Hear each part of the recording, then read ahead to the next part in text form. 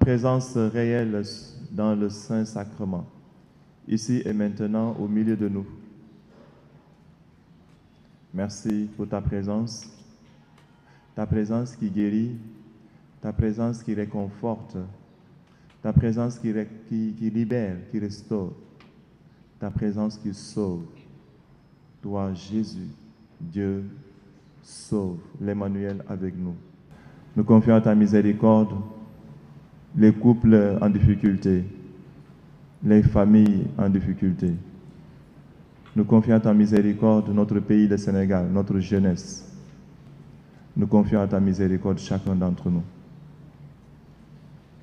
Qu'il te plaise de te souvenir de ta fidélité, de ton amour, et que ta bénédiction nous soutienne, nous fortifie, nous remet debout, et que la puissance de ta grâce, le Saint-Esprit, soit consolation pour chacun d'entre nous, qui nous accorde la paix du cœur, de l'âme et de l'esprit. Par les mérites et la prière de tes saints, de la Vierge Marie, modèle d'espérance, étoile d'espérance, de Saint Joseph, homme d'espérance, et de tous les saints, accorde à chacun d'entre nous la santé du corps, de l'âme et de l'esprit, la claire vision de ce qu'elle doit faire et la force de l'accomplir. Et qu'il en soit pour chacun. Et que tu accordes à chacun le désir de son cœur selon ta volonté.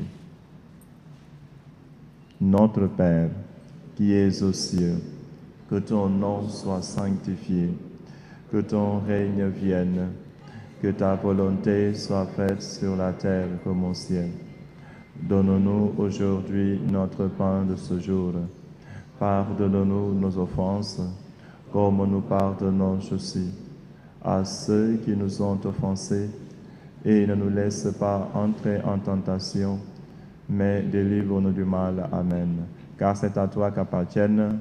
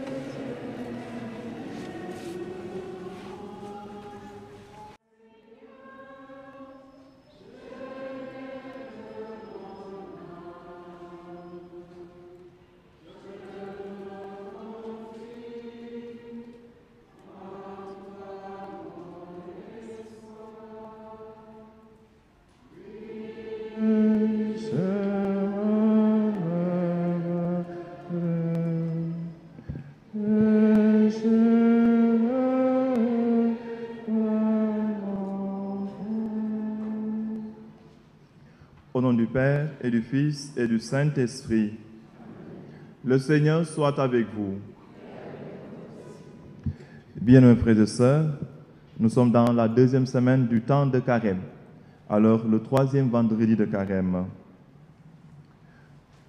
Nous voulons méditer avec toute l'Église la passion de notre Seigneur Jésus-Christ selon Saint Luc.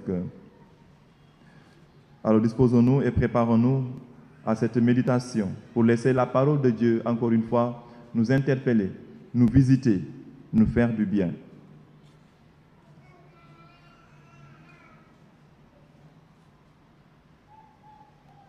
Aujourd'hui, c'est Saint Luc, l'évangéliste de la miséricorde et de la tendresse de Dieu, qui va nous aider à méditer la passion de Jésus.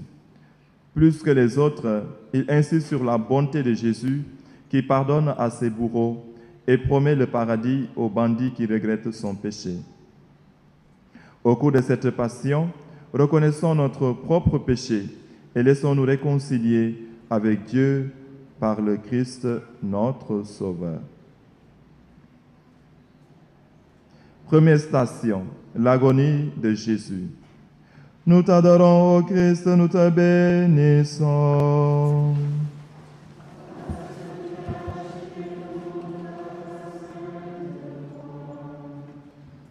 Jésus sortit pour se rendre, comme d'habitude, au mont des Oliviers, et ses disciples le suivirent. Arrivé là, il leur dit, « Priez pour ne pas entrer en tentation. » Puis il s'écarta à la distance d'un jet de pierre environ. Se mettant à genoux, il priait, « Père, si tu veux, éloigne de moi cette coupe. Cependant, que ce ne soit pas ma volonté qui se fasse, mais la tienne. » Alors du ciel lui apparut un ange qui le réconfortait.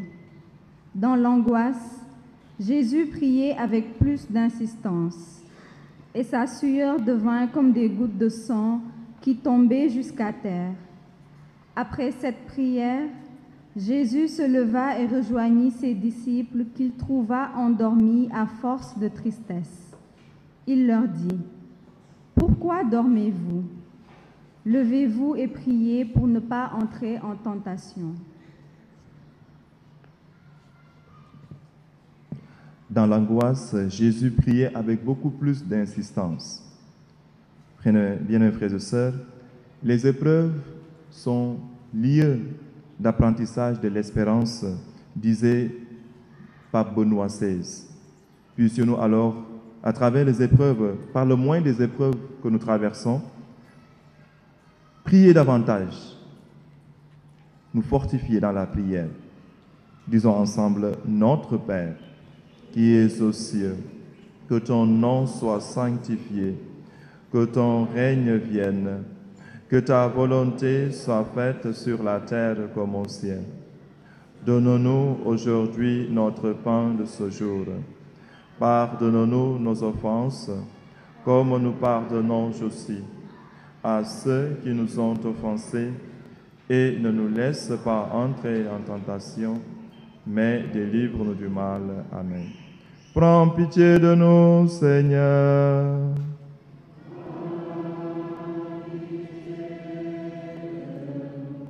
Et que par la miséricorde de Dieu, les âmes des fidèles défunts reposent en paix.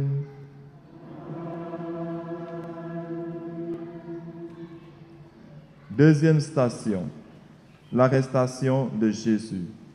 Nous t'adorons, ô Christ, nous te bénissons.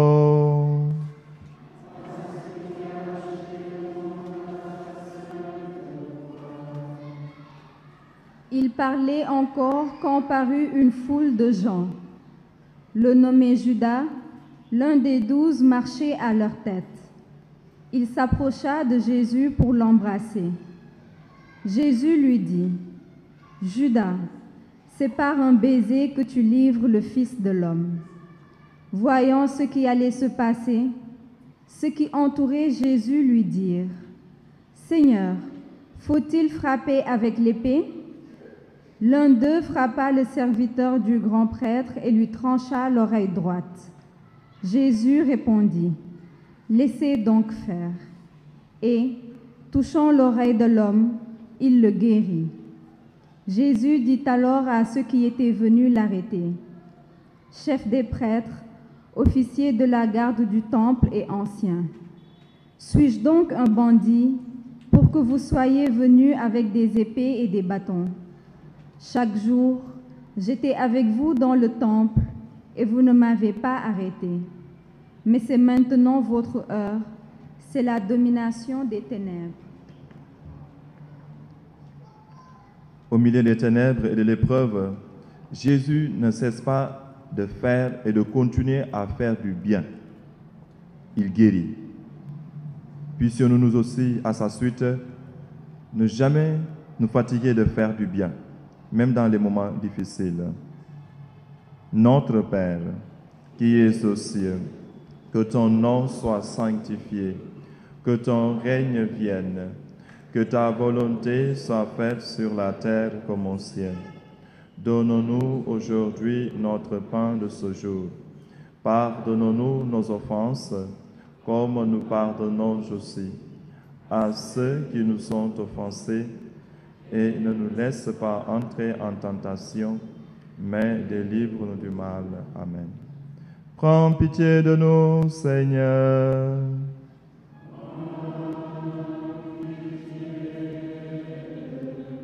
et que par la miséricorde de Dieu, les âmes des fidèles défunts reposent en paix.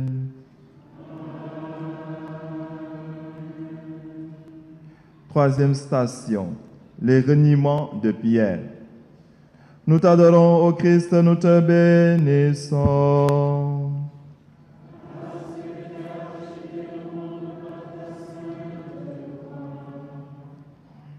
Ils se saisirent de Jésus pour l'emmener et ils le firent entrer dans la maison du grand prêtre. Pierre suivait de loin. Ils avaient allumé un feu au milieu de la cour et ils s'étaient tous assis là. Pierre était parmi eux. Une servante le vit assis près du feu. Elle le dévisagea et dit, « Celui-là aussi était avec lui. » Mais il nia. « Femme, je ne le connais pas. » Peu après, un autre dit en le voyant, « Toi aussi, tu en fais partie. » Pierre répondit, « Non, je n'en suis pas. » Environ 1 heure plus tard, un autre insistait, « C'est sûr, celui-là était avec lui. Et d'ailleurs, il est galiléen. » Pierre répondit, « Je ne vois pas ce que tu veux dire. » Et à l'instant même, comme il parlait encore, un coq chanta. Le Seigneur, se retournant, posa son regard sur Pierre, et Pierre se rappela la parole que le Seigneur lui avait dite. « Avant que le coq chante aujourd'hui, tu m'auras renié 3 fois. » Il sortit et pleura amèrement. Bien-aimés frères et sœurs, ce même regard de Jésus est posé sur chacun d'entre nous, toutes les fois que nous reconnaissons nos misères et nos péchés, toutes les fois que nous savons nous humilier devant lui. Dans le silence, laissons encore ce regard, en ce jour, nous toucher.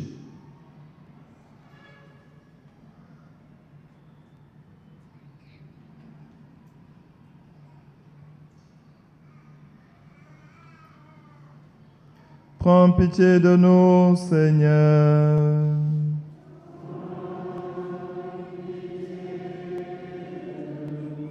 Et que par la miséricorde de Dieu, les âmes des fidèles défunts reposent en paix.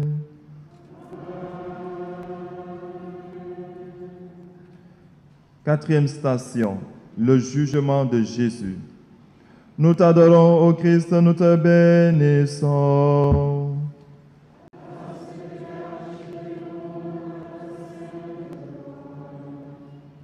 Lorsqu'il fit jour, les anciens du peuple, chefs des prêtres et scribes, se réunirent et ils l'emmenèrent devant leur grand conseil.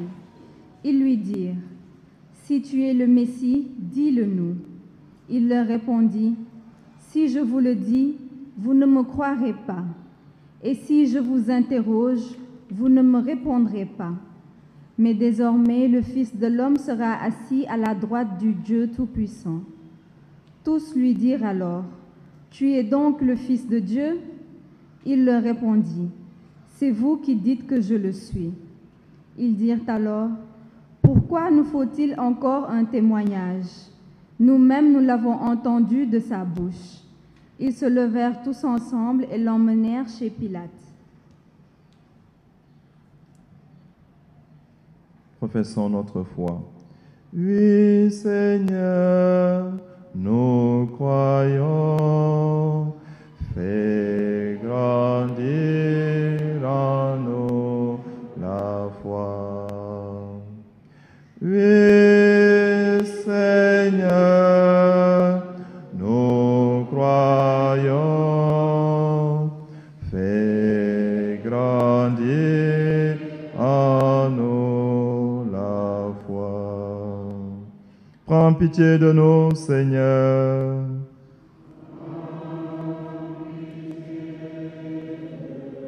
Et que par la miséricorde de Dieu, les âmes des fidèles défunts reposent en paix.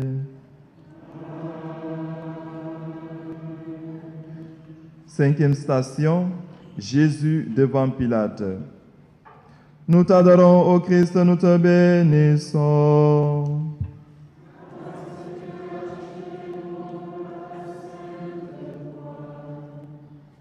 Ils se mirent à l'accuser. Nous avons trouvé cet homme en train de semer le désordre dans notre nation. Il empêche de payer l'impôt à l'empereur et se dit le roi Messie. Pilate l'interrogea. « Es-tu le roi des Juifs ?» Jésus répondit. « C'est toi qui le dis. » Pilate s'adressa au chef des prêtres et à la foule. « Je ne trouve chez cet homme aucun motif de condamnation. Je vais donc le faire châtier et le relâcher. » Ils se mirent à crier tous ensemble. « Mort à cet homme! Relâche-nous Barabbas !» Ce dernier avait été emprisonné pour un meurtre et pour une émeute survenue dans la ville. Louange à toi, Seigneur, Roi d'éternelle gloire. Louange à toi, Seigneur, Roi d'éternelle gloire. Prends pitié de nous, Seigneur.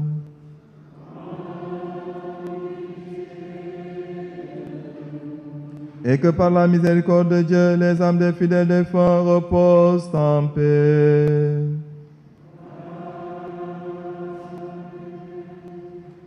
Sixième station, Jésus condamné à mort. Nous t'adorons, ô Christ, nous te bénissons.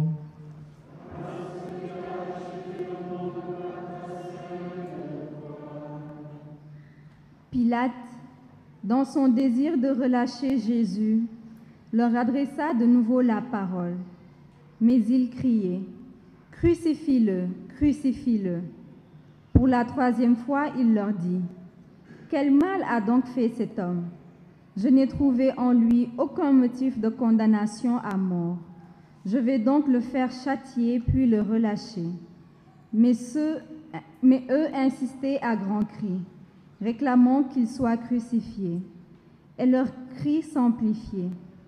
Pilate décida de satisfaire leur demande. Il relâcha le prisonnier condamné pour émeute et pour meurtre, et il livra Jésus à leur bon plaisir. Je confesse à Dieu Tout-Puissant, je reconnais devant mes frères et sœurs que j'ai péché en pensée, en parole, par action et par omission. Oui, j'ai vraiment péché. C'est pourquoi je supplie la bienheureuse Vierge Marie, les anges et tous les saints, et vous aussi, mes frères et sœurs, de prier pour moi, le Seigneur notre Dieu. Prends pitié de nous, Seigneur.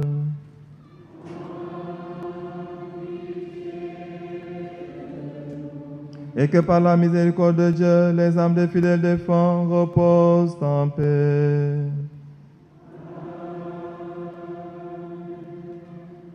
Septième station, sur le chemin du Calvaire. Nous t'adorons, ô Christ, nous te bénissons.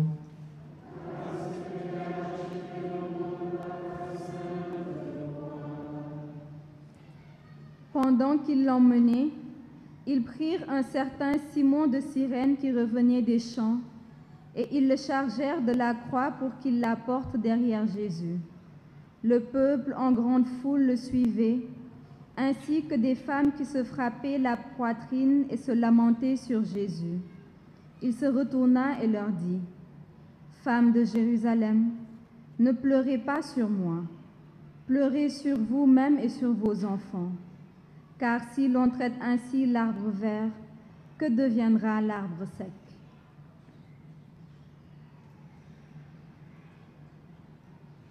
Notre Père, qui es aux cieux, que ton nom soit sanctifié, que ton règne vienne, que ta volonté soit faite sur la terre comme au ciel.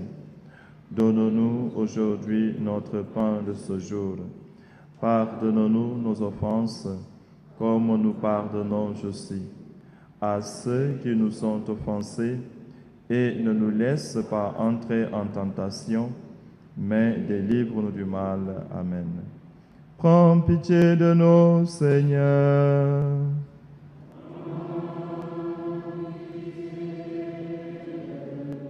Et que par la miséricorde de Dieu, les âmes des fidèles défunts reposent en paix.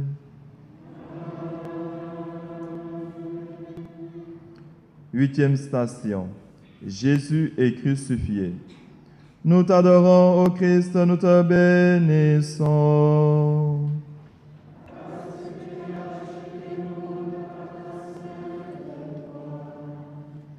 On emmenait encore avec Jésus 2 autres, des malfaiteurs pour les exécuter. Lorsqu'on fut arrivé au lieu dit le crâne ou calvaire, on mit Jésus en croix avec les 2 malfaiteurs, l'un à sa droite et l'autre à sa gauche. Jésus disait, « Père, pardonne-leur, ils ne savent pas ce qu'ils font. » Ils partagèrent ses vêtements et les tirèrent au sort. À la suite de notre grand frère Jésus, nous sommes appelés nous aussi à pardonner. Demandons au Seigneur la grâce du pardon, la grâce de notre propre conversion. Notre Père, qui es aux cieux, que ton nom soit sanctifié, que ton règne vienne, que ta volonté soit faite sur la terre comme au ciel. Donne-nous aujourd'hui notre pain de ce jour. Pardonne-nous nos offenses, comme nous pardonnons aussi à ceux qui nous ont offensés, et ne nous laisse pas entrer en tentation, mais délivre-nous du mal. Amen. Prends pitié de nous, Seigneur.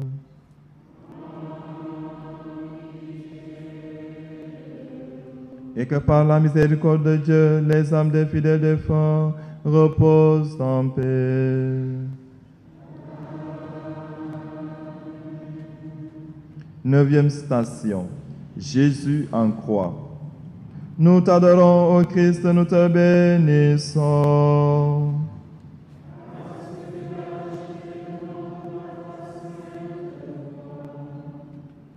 Le peuple restait là à regarder. Les chefs ricanaient en disant, « Il en a sauvé d'autres, qu'il se sauve lui-même s'il est le Messie de Dieu, l'élu. » Les soldats aussi se moquaient de lui. S'approchant pour lui donner de la boisson vinaigrée, ils lui disaient, « Si tu es le roi des Juifs, sauve-toi toi-même. » Une inscription était placée au-dessus de sa tête. « Celui-ci est le roi des Juifs. »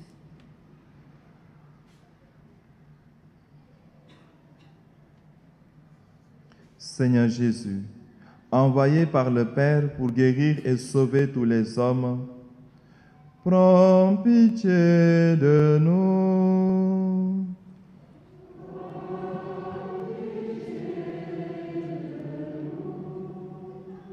Ô Christ venu dans le monde appeler tous les pécheurs, prends pitié de nous.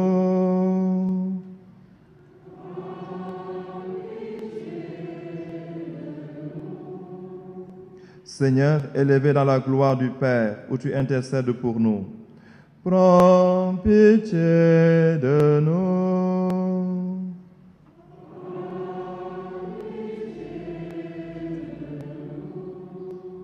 Prends pitié de nous, Seigneur.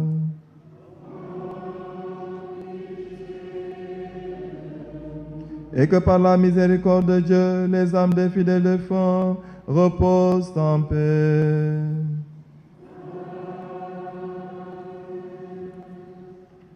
Dixième station, le bandit pardonné. Nous t'adorons, ô Christ, nous te bénissons.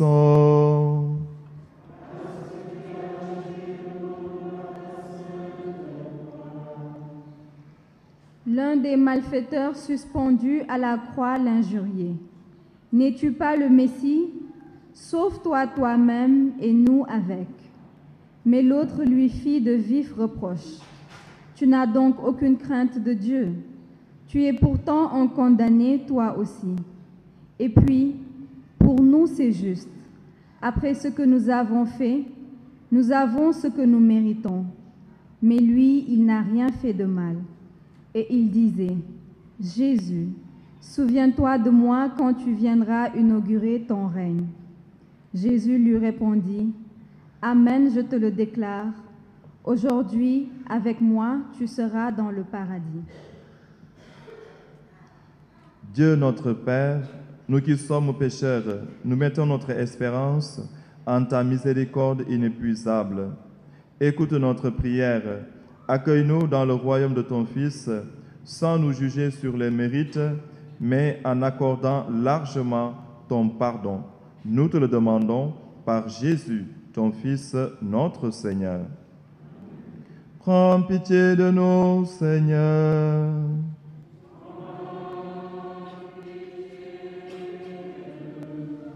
Et que par la miséricorde de Dieu, les âmes des fidèles défunts reposent en paix.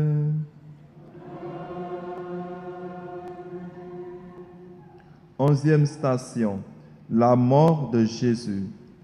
Nous t'adorons, ô Christ, nous te bénissons.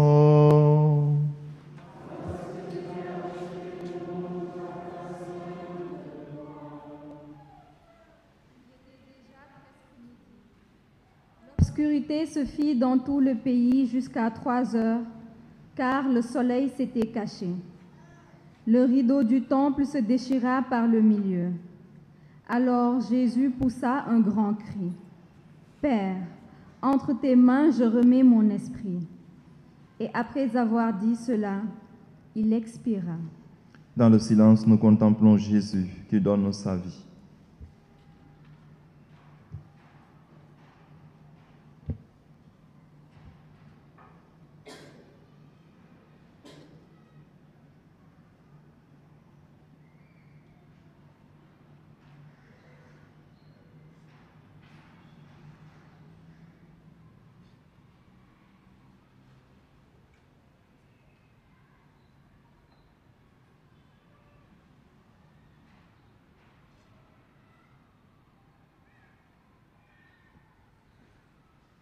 Prends pitié de nous, Seigneur.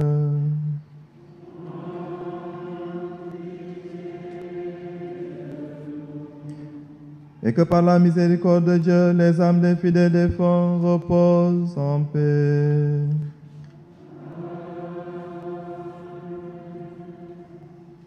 Douzième station. Après la mort de Jésus. Nous t'adorons, ô Christ, nous te bénissons.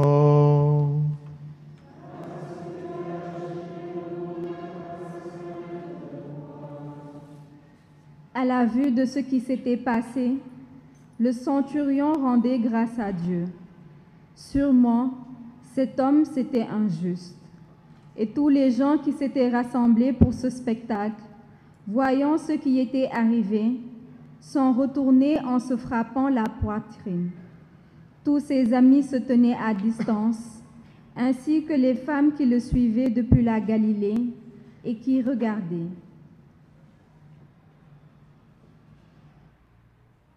Pitié, Seigneur, car nous avons péché.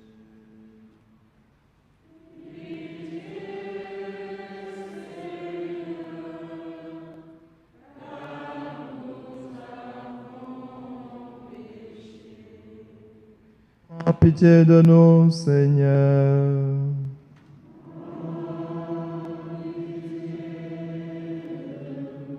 Et que par la miséricorde de Dieu, les âmes des fidèles défunts reposent en paix.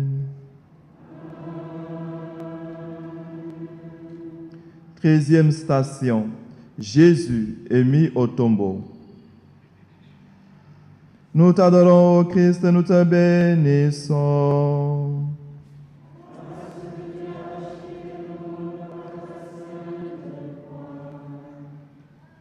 Alors arriva un membre du conseil nommé Joseph. C'est un homme bon et juste. Il n'avait donné son accord ni à leur délibération, ni à leurs actes. Il était d'Arimathie, ville de Judée, et attendait le royaume de Dieu. Il alla trouver Pilate et demanda le corps de Jésus.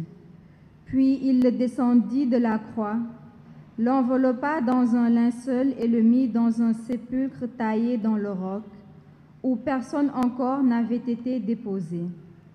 C'était le vendredi, et déjà brillaient les lumières du sabbat. Les femmes qui accompagnaient Jésus depuis la Galilée suivirent Joseph. Elles regardèrent le tombeau pour voir comment le corps avait été placé. Je vous salue Marie, pleine de grâce. Le Seigneur est avec vous. Vous êtes bénie entre toutes les femmes, et Jésus, le fruit de vos entrailles, est béni. Sainte Marie, Mère de Dieu, priez pour nous, pauvres pécheurs, maintenant et à l'heure de notre mort. Amen. Prends pitié de nous, Seigneur.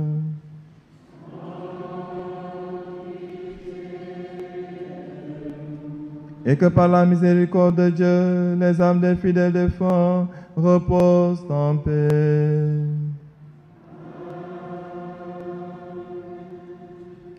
Quatorzième station, le tombeau vide. Nous t'adorons, ô Christ, nous te bénissons.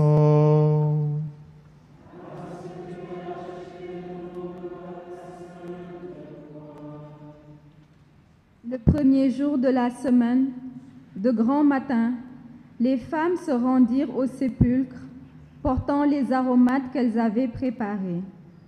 Elles trouvèrent la pierre roulée sur le côté du tombeau. Elles entrèrent, mais ne trouvèrent pas le corps du Seigneur Jésus.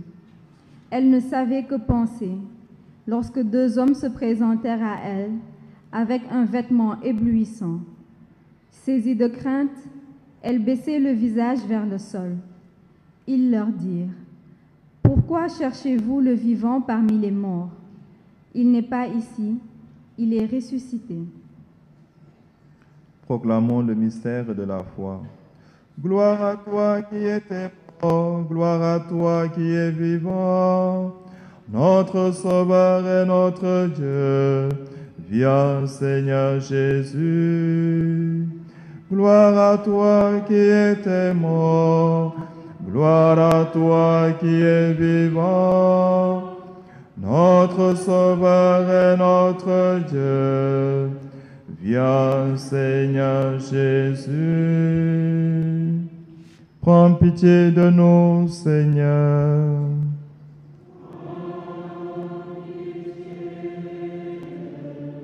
Et que par la miséricorde de Dieu, les âmes des fidèles défunts reposent en paix.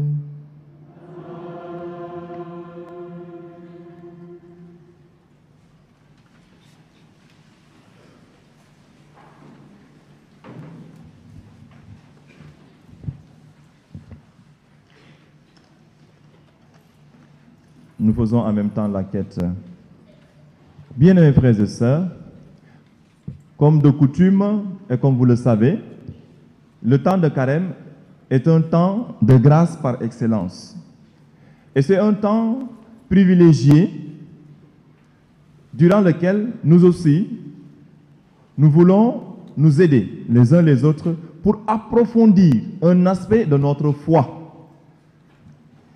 Et donc, comme de coutume, nous offrons des prédications durant les vendredis de carême. Et vous le savez, cette année, c'est une année particulière parce que nous sommes en train de vivre une année jubilaire. Le jubilé de... Bon, il n'y a personne ici. Le jubilé de... Non, j'entends pas. Le jubilé de...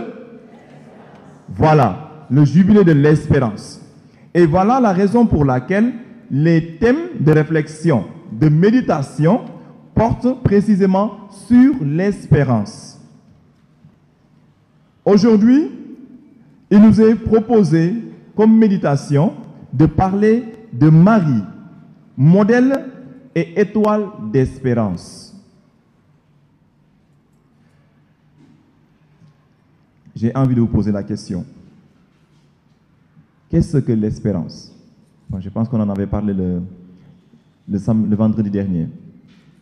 Ou plutôt, quelle est ton espérance? Quelle est notre espérance? qu'espères-tu? Parmi nous, il y en a qui espèrent avoir une bonne santé, parce que la santé ne marche pas, ne fonctionne pas, la santé n'est pas au rendez-vous. Parmi nous, il y en a ceux-là qui espèrent la grâce de l'enfantement, parce que voilà, quelques années de mariage, après quelques années de mariage, l'enfant ne vient pas. Parmi nous, et la plupart, surtout la jeunesse, qui espèrent un travail stable, rémunéré. D'autres qui espèrent la réconciliation en famille, la paix dans la famille. Lan mooy sa yaakaar?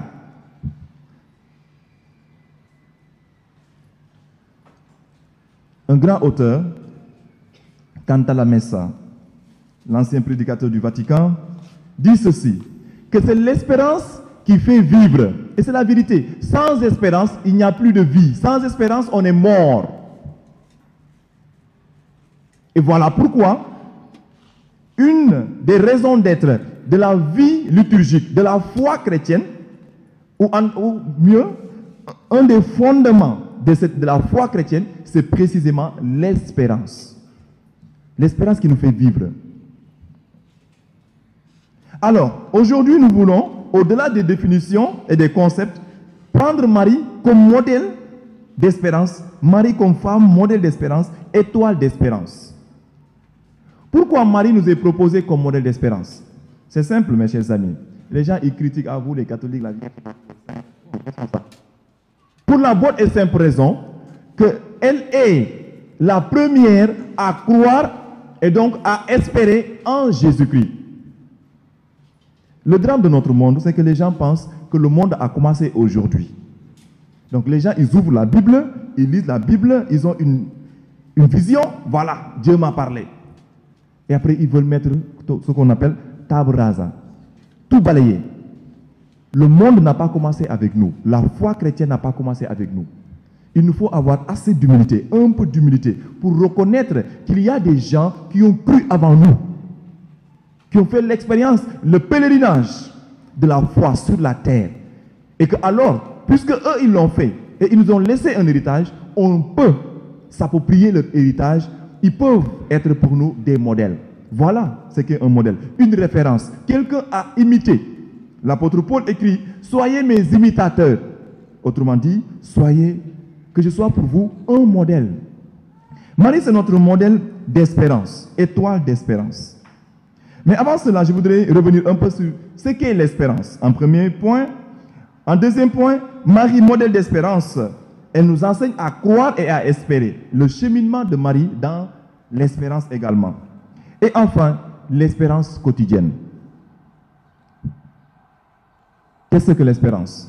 L'espérance, bien mes frères et sœurs, de prime abord, à avoir, où l'espérance nous parle de l'avenir, du futur. C'est cela l'espérance. Et l'espérance chrétienne, au-delà de nos différentes espérances, santé, travail, mariage et tout ce qui va avec, l'espérance chrétienne, c'est d'abord et avant tout la foi, la ferme conviction de la vie éternelle. Nous avons tous un avenir, un futur assuré, comme font les parents. Ils assurent le futur, le lendemain de leurs enfants, avec un compte bancaire fourni, avec voilà, tout ce qu'il faut. Mais plutôt avec de l'amour, c'est mieux. Voilà. L'espérance, alors chrétienne, c'est la ferme conviction de la vie éternelle.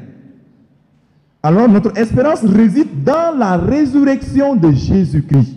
C'est parce que Christ, notre grand frère, est mort et ressuscité, alors nous avons la ferme assurance que nous aussi, en pèlerinage sur la terre, nous passerons de la terre, de cette vie mortelle, à la vie éternelle.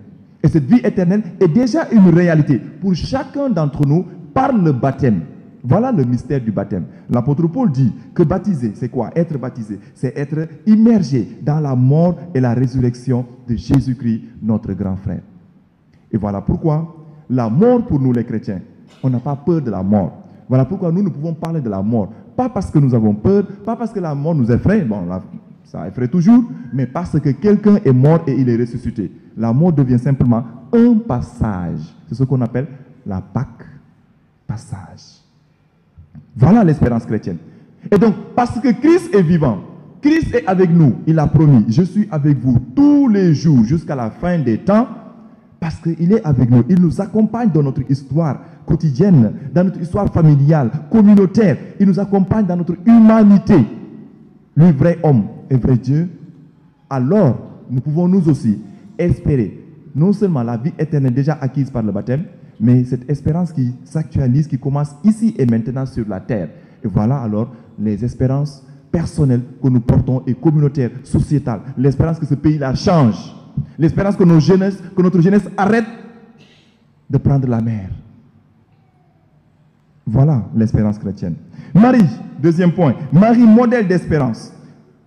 Pourquoi Marie est modèle d'espérance? Nous l'avons déjà dit. Parce qu'elle est la première à croire en son fils Jésus, à assumer la proposition de Jésus, mais surtout à marcher à la suite de son fils malgré les difficultés, les épreuves.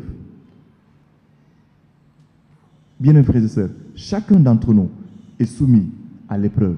Nous tous, nous passons par des moments difficiles, par des moments d'épreuve.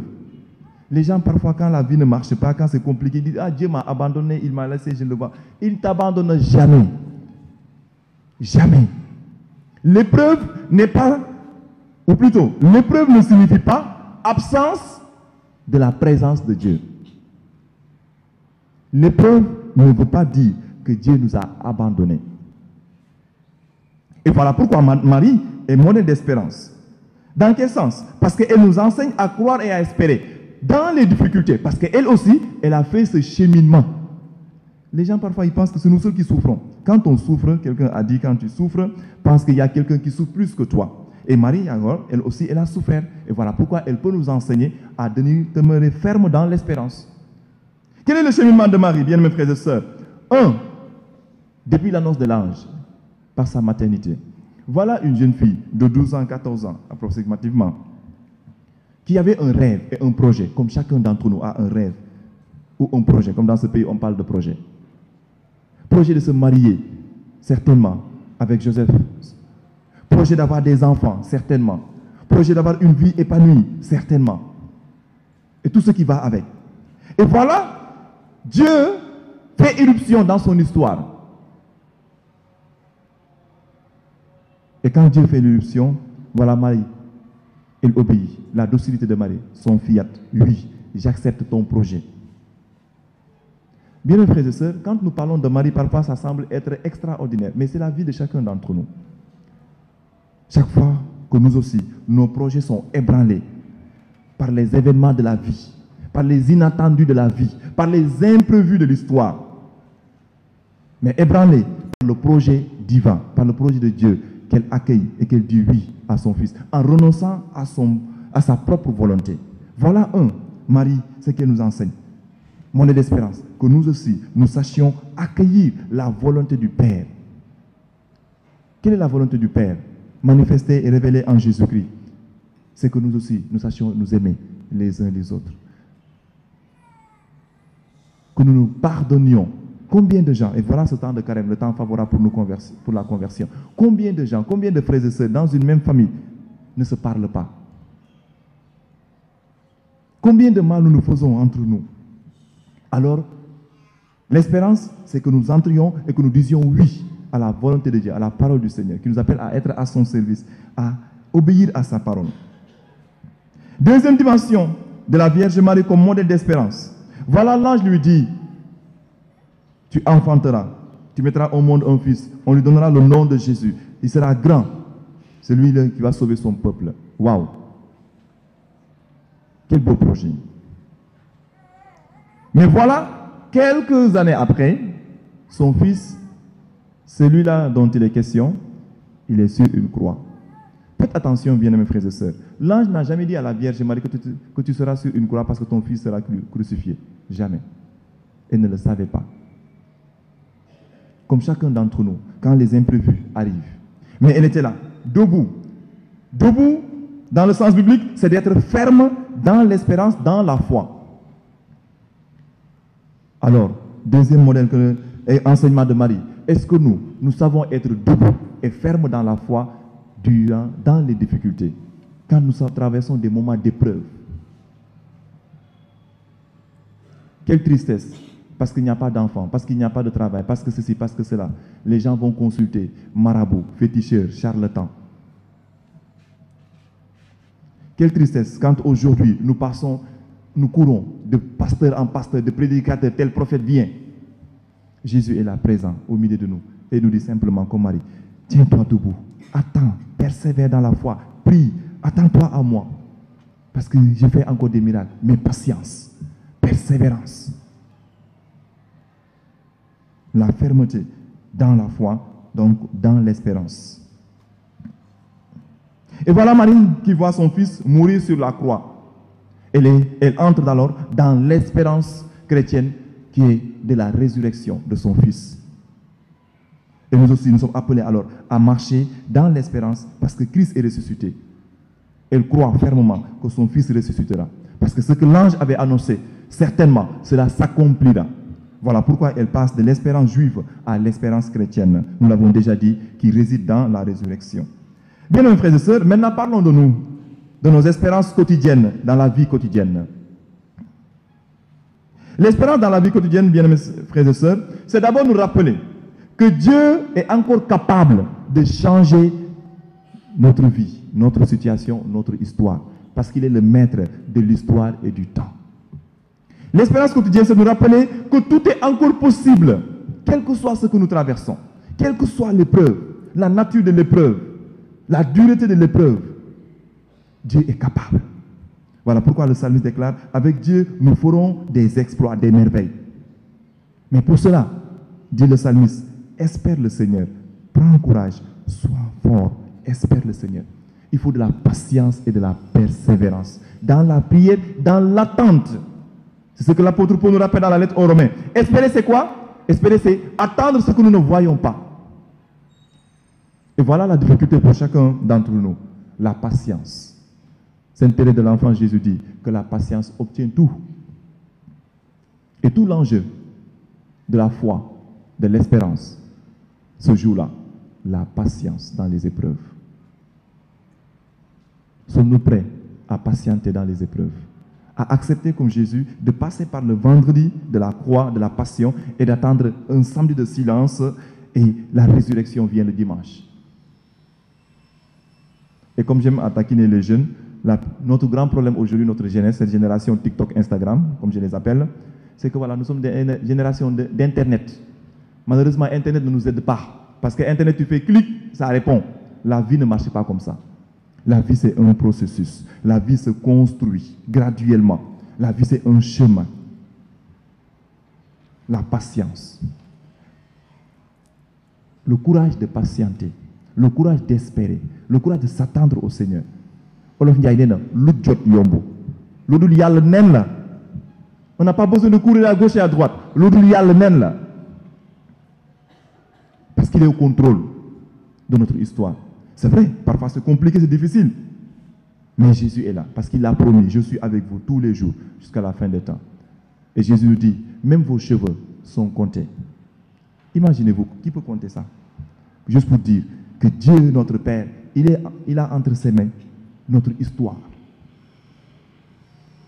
Sommes-nous prêts alors à accepter, comme Marie, la volonté du Père et lui dire simplement à la prière de Marie, Seigneur, qu'il en soit fait pour moi selon ta volonté.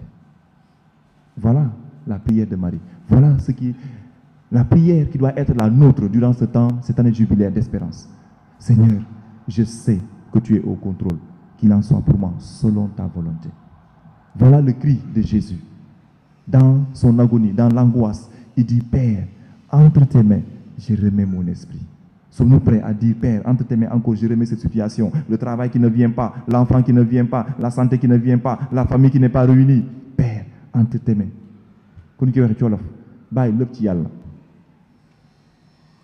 Bien, mes frères et sœurs, puissions-nous alors ce temps de carême, par les moyens qui nous sont offerts de pénitence, la prière, le jeûne et l'aumône, nous fortifier dans la foi et demander au Seigneur alors qu'il renouvelle en nous le don de l'espérance. Sans espérance, il n'y a pas de vie. Alors puissions-nous nourrir, entretenir notre espérance par les sacrements que l'Église nous donne. et par excellence, le sacrement par excellence, le sacrement de l'Eucharistie, où nous recevons Jésus lui-même, le Saint-Esprit. Puissions-nous simplement, à la prière de la Vierge Marie, et en communion avec tous les saints, que le Seigneur alors, bien-aimés frères et sœurs, renouvelle en nous la foi, l'espérance et la charité.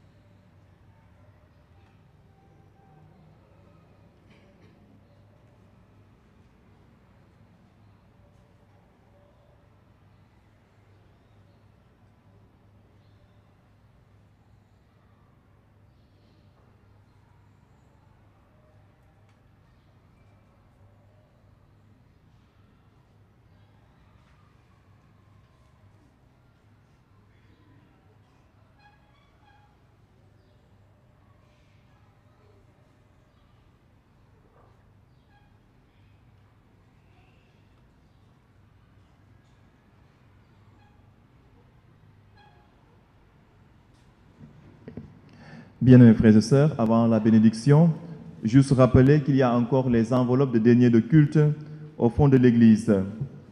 Voilà, ne pas l'oublier. Les enveloppes de deniers de culte sont à faire ramener ici au plus tard avant la fin du temps de carême. Sinon, après on communiquera aussi les délais.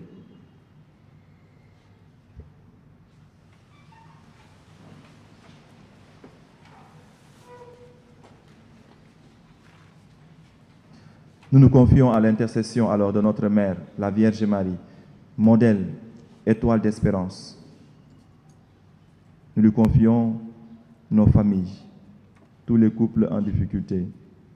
Nous demandons la grâce de la paix et de la réconciliation dans nos familles, la paix dans nos cœurs. Nous lui confions nos malades, notre jeunesse, ce pays, tous ceux qui désespèrent. Et nous nous confions à sa prière en demandant simplement encore au Seigneur de soutenir, de fortifier, de raviver en chacun d'entre nous l'espérance. Je vous salue Marie, pleine de grâce. Le Seigneur est avec vous. Vous êtes bénie entre toutes les femmes, et Jésus, le fruit de vos entrailles, est béni. Sainte Marie, Mère de Dieu, priez pour nous pauvres pécheurs, maintenant et à l'heure de notre mort. Amen. Je vous salue Marie, pleine de grâce. Le Seigneur est avec vous.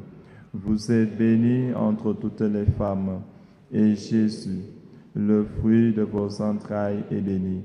Sainte Marie, Mère de Dieu, priez pour nous pauvres pécheurs, maintenant et à l'heure de notre mort. Amen. Je vous salue Marie. Le Seigneur est avec vous. Vous êtes bénie entre toutes les femmes, et Jésus, le fruit de vos entrailles, est béni. Sainte Marie, Mère de Dieu, priez pour nous pauvres pécheurs, maintenant et à l'heure de notre mort. Amen. Ô Marie conçue sans péché, ô Marie conçue sans péché, ô Marie conçue sans péché, je vous salue Joseph, vous que la grâce divine a comblé, le Sauveur a reposé dans vos bras et a grandi sous vos yeux. Vous êtes bénie entre tous les hommes, et Jésus, l'enfant divin de votre virginale épouse, est béni. Saint Joseph, donné pour Père au Fils de Dieu, priez pour nous dans nos soucis de famille, de santé et de travail, jusqu'à nos derniers jours, et daignez nous secourir à l'heure de notre mort. Amen. Saint Joseph, tous les saints et saintes de Dieu, notre secours est dans le nom du Seigneur. Et que Dieu Tout-Puissant vous bénisse, le Père, le Fils et le Saint-Esprit. Allez dans la paix de Christ.